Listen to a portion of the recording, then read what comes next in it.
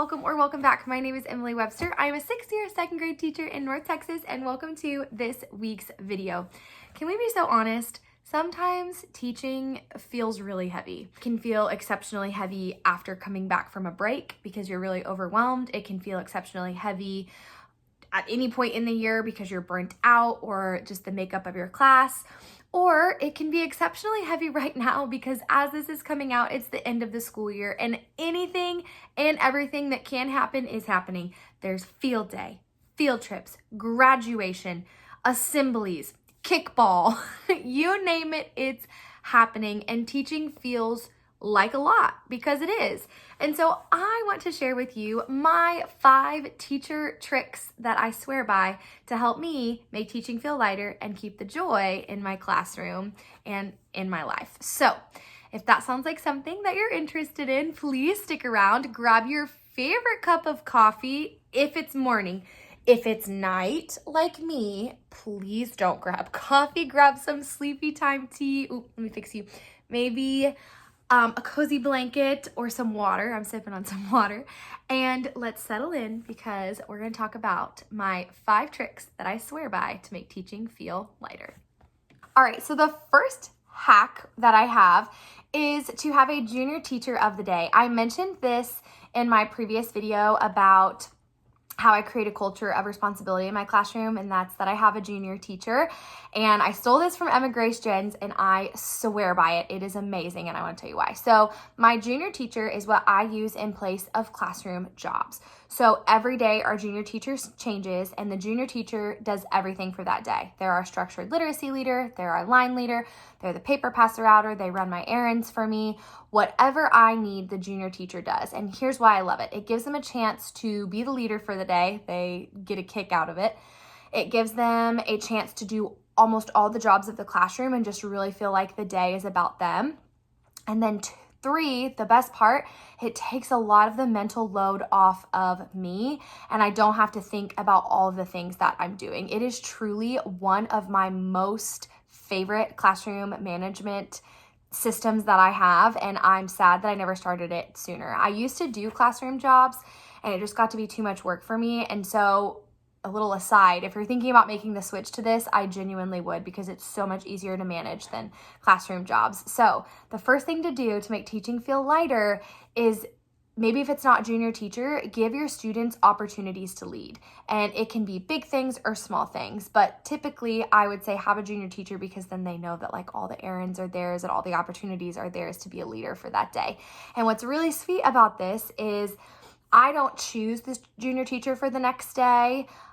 I sometimes do. Like at the beginning of the year, we went in number order, and then we also just got through going through reverse number order for the students to be able to, everybody to get the chance to go. But normally what happens is, I'll talk about this later, but during our Peaches and Pits time, what the students will do at the very end is they pick the junior teacher for the next day. And so everyone is on their best behavior, double win, because they're trying to earn junior teacher for the next day.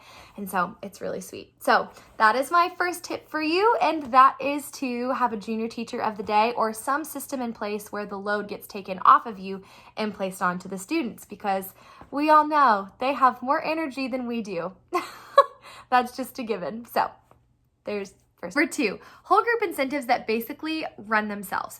So if you've been around for any amount of time, you know that I am a whole brain teaching girly through and through. Now, I didn't implement the entire system because I had never actually read the book until this year, actually. But I had gathered some things from whole brain teaching to use. And 3 years ago, I started using teacher versus student. I can walk you through my classroom like management journey in another video if you want to see that. But just know that 3 years ago, I made the switch to teacher versus student. Here's a picture of that. And essentially what happens is the students are trying to beat me to make 10 inside of their 10 frame. How do they do that, you might ask? Well, they can do that in a variety of ways. At the beginning of the school year, what I do is I have students practice like one specific routine that we're trying to nail down. So transitioning in under 30 seconds, lining up quickly and quietly by the second time of our lineup song. Maybe it's keeping your table groups clean. Like whatever expectation I'm trying to get them to master, that's what we focus on for about the first month, maybe the first 9 weeks really. And I'm giving those, we call them dots. I'm giving the dots out like they are candy, okay? Then what happens is we make a switch to once they've mastered all the routines, I give them for anything where they're going above and beyond. We say going from ordinary to extraordinary in my classroom. And so when they're taking things and making it extraordinary, I give them some. Like, oh, you guys are doing a phenomenal job sitting on the carpet. Here's a dot on your 10 frame. And what happens is I'll say, give me a mighty, oh yeah. And they go, oh yeah. And they get 1 to 2, on rare occasions I give 3. There's a reason. On their 10 frame. And then if they're not doing what I ask, say they do not transition quickly and quietly, then I get dots on my 10 frame. And so it's really fun to watch them work together, and especially at this point in the year because I'm very stingy with when I give them away. I know today for a fact, I was like, hey, you need to transition in 1 minute and 7 seconds. If you do, you get 2 dots on your 10 frame. And they were like, come on, come on, come on. And that's why I love it, because they are working with each other and building unity with one another to get 10 on their 10 frame. First things first, I need you to know that if you do this, it's very important that you or they are no more ahead by 3 points on the 10 frame. The reason for this is that it needs to be a close game. If one is too far ahead than the other, then they're not like invested in it. They love it being a tight race, and they like are always surprised by it. You would think that they catch on to the fact that like it's never more than 3 ahead. No, they don't. They're like, oh, we're so close. We're beating you, or we're tied. They love it. 2, I'm sure you're asking, what do they win when they fill up their 10 frame? They can win a variety of different things. I typically like to do free rewards. So we have a park that's close to our school. We call it Fire Station Park. They can get Fire Station Park. I've offered free seats. They never want to take free seats. I don't know why. They love Pajama and Stuffy. They actually just won that one this week. They enjoy free time on the computer. I've done Everybody Visits the Prize Box. That's a big winner before, and I'll usually get like special prizes for that one. So really anything that you want it to be. And I love it because it builds a cohesiveness in our classroom. It really gets them to want to behave, and it works all year long. So it's not just a beginning of the year thing because I'm consistent with it. It keeps my sanity at the end of the year because they're still working to fill it up because they can still get a reward at the end of the year. And I think it's so much easier to manage than like punch cards or tickets or just warm fuzzies. Like I love all those things and I think they're so cute, but like I've got too much going on in a day. It's easier to manage a 10 frame or 2 10 frames than it is those things. So that is my second one, is whole group incentives that essentially run themselves and they work at any point in the school year. All right, number 3 is creating and having routines that just create breathing room. And if you've noticed a theme on my channel, you've realized that really nothing that I share is revolutionary. I just package it in a way that might be a little bit different, but routines that create breathing room. And what do I mean by this? I have learned over the last 6 years that consistency is truly key. First year Emily wishes she knew what I know now about consistency and just keeping the same routine every single day. So I work really, really hard to have the first 9 weeks of school be routines. And it gets to a point where my room can basically run itself. Now, are we a bit hairy in April? Absolutely. The kids and me included. I forgot to make my morning slide the other day, and I was surprised when my class was running around like a bunch of wild animals when I came in the morning, and it was all my fault because I didn't do my morning slide. So that just goes to show that consistency truly is the key to success. I always like to tell myself that my future teacher self will thank me for what I'm doing now. This goes for things not just, like it goes for the entire flow of our day, not just my morning slide. It's our call and responses. For every subject that I do, again, goes back to that whole brain teaching. I like to focus their brain by saying, when I say reading, you say lesson, reading, or it goes for writing, science, social studies, anything, and that cues their brain of like, oh, it's time to learn. I have them act out their I can statements. I have them do mirror words for everything. Like, we have a routine, and those routines create a seamless flow to our classroom. And the more that our classroom has flow, the less that I have to think about during the day. And I know that that seems really just like basic, but I have learned to make sure that I keep those routines even up until the end of the year. Again, we have an end of the year frame of mind because that's when I'm filming this. And I'm gonna share a little anecdotal story for you. So it was my second year teaching. I was teaching hybrid at the time, and I had to teach until June 18th. And I was miserable. When I tell you I was miserable, I was miserable. I never want to teach until June 18th again, but my mistake was thinking that every day in June was going to be like a party. I basically was a glorified babysitter. There was no learning that was going on in June. It was awful. And I remember on the last day of school, I was so excited because I had this glow party planned. It was going to be so much fun. And we got started, everyone's going to be laughing at me. We got started at 10 a.m. I started my glow party day at 10 a.m. and I had to teach until 3:45 that day. I don't know what I was thinking. Honestly, I was delusional because I was ready to be on summer because I had seen everybody else get out in May and I'm stuck here teaching in June. And I remember going upstairs on my planning that day, and I saw a 5th grade class doing a novel study on the very last day of school. And I remember going to my coach and saying to her, "Hey, Miss Smith, I just want to know like how he got them to do that." And she was like, "Well, he really created a culture of learning and a love for reading in his classroom." And it was then that something clicked for me. Oh, that will be me up until the very last day of school from here on out. And you bet your bottom dollar that has been me at the end of the year from here on out, which is what started my theme days. So my 3rd year teaching, I started doing theme days in my classroom. That really helped me grow as an educator because it's fun, but it's fun with a purpose. We're still writing, we're still reading, we're still doing science, we're still doing math, we're doing all the things, but around a fun theme. Okay, so have routines and live your routines out even when it gets tough. I'm gonna say this, even on the days that I'm not feeling it, I make sure that I go with my routines because it makes my life so much easier and there's so much less that I have to think about. My days are far worse when I flip the script. I promise you, I promise you. So that is my 3rd tip, is to have routines that simply create breathing room.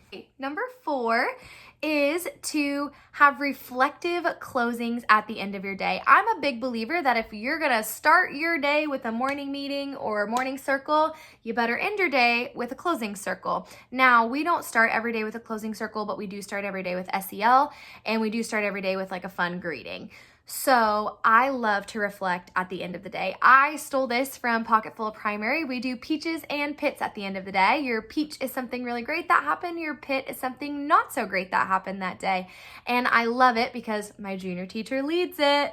And I get to listen to everyone's perspective on the day, which is actually really sweet. Like, I get to hear some things that students really loved that I did that day, and what one student loves, one student may not love. It's really great to see that perspective. And why this is great is it teaches kids at a very young age to reflect on their day and really understand that, like, even in the bad, there is still good, and in the good, there's still a little bit of bad that's in there, and I absolutely love that for them. I also love that they're reflecting right before they go home, so that way it's fresh on their mind, so when their parents ask them, "Hey, what'd you do today?" they have something already in their back pocket to share, and it's just really sweet.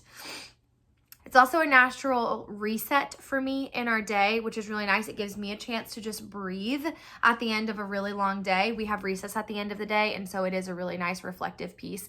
And it also just lets the students know, like, I see you, I'm processing this with you, and I care about you, and you're valued. And like I mentioned earlier, this is when our junior teacher also picks the junior teacher for the next day. So it's just a really sweet routine in my classroom. If you notice a theme, everything in this video ties back to a routine of some kind.